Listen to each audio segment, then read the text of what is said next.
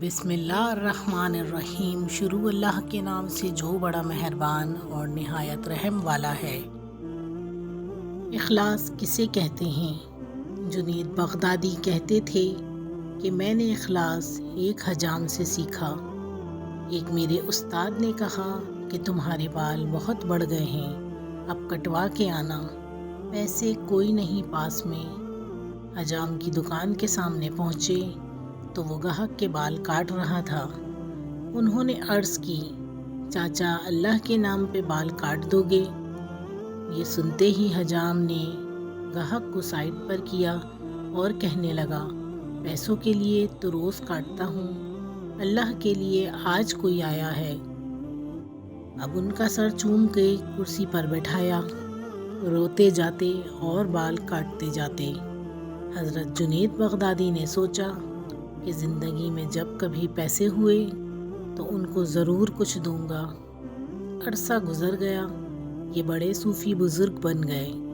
ایک دن ملنے کے لیے گئے، واقعہ یاد دلایا اور کچھ رقم پیش کی تو حجام کہنے لگا، جنید تو اتنا بڑا صوفی ہو گیا، تجھے اتنا نہیں پتہ چلا کہ جو کام اللہ کے لیے کیا جائے اس کا بدلہ مخلوق سے نہیں لیتے۔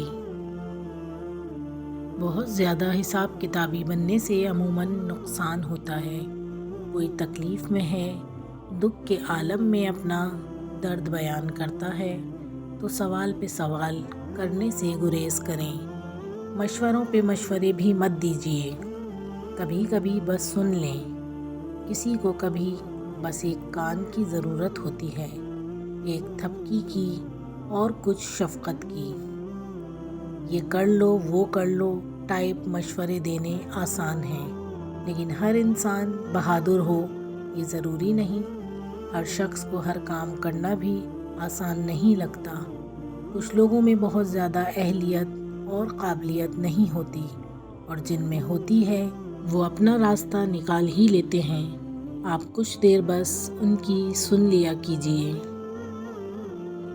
دوستو، ہمارے چینل انمول موتی کو لائک، شیئر اور سبسکرائب کرنا مت بھولیے گا۔